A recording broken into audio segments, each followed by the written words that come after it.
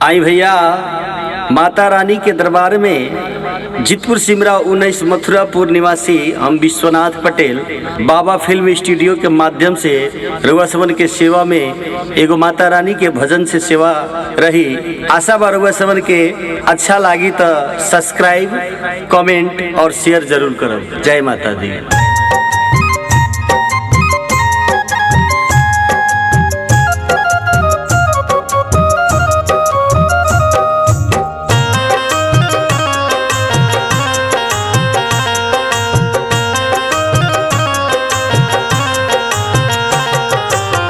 पान के पतैया में नेवता पेठवनी, पान के पतैया में नेवता पेठवनी, शेरा वाली मैया के नाम एही नवरात्र में अइहा मैया, बेटवा बुलावता रे गावहे।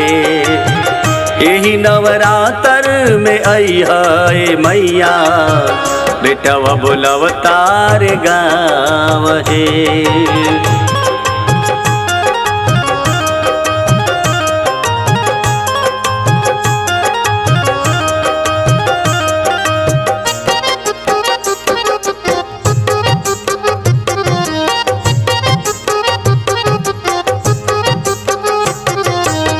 सिर पे सवार होके आई है मैया, सातों बहिनिया के साथ सिर पे सवार होके आई है मैया, सातों बहिनिया के साथ रुनुकी झुनुकी मैया आई है अंगनवा, रुनुकी झुनुकी मैया आई है अंगनवा, संग संग बिरह हनुमान एही नवरात्र में अइहा मैया, बेटवा बुलावता रे गावहे।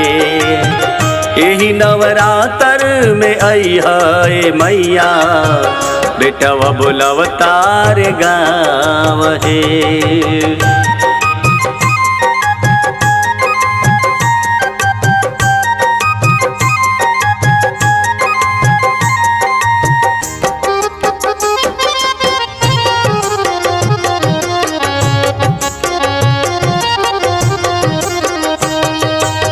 बेली चमेली फूल से अंगना सजाएब, आसनी सजाएब ओढ़ौल से।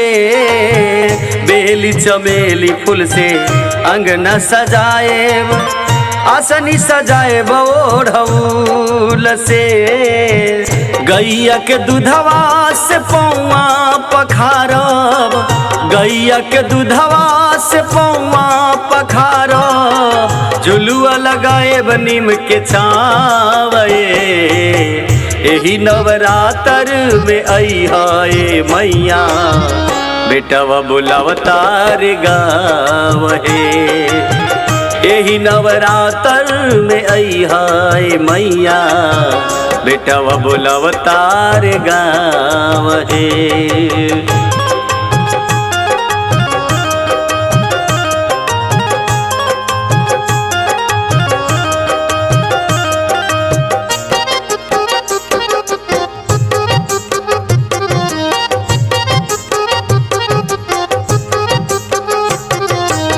सातोरे बहिनिया मोरा आई है अंगनवा, धन धन होई मोरा गाँव है।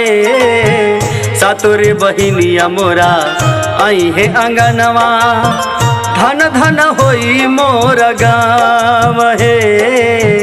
व्यास विश्वनाथ गई है माई के भजनिया, व्यास विश्वनाथ गई है माई के भजनिया, पूजती रही है राउर पावहे। एही नवरात्र में अइहा मैया, बेटवा बुलावता रे गावहे। एही नवरात्र में अइहा मैया, बेटवा बुलावता रे गावहे। एही नवरात्र में अइहा मैया, बेटावा बुलावता वे गाँव हे। एही नवरात्र में आई है मैया, बेटावा बुलावता वे गाँव हे।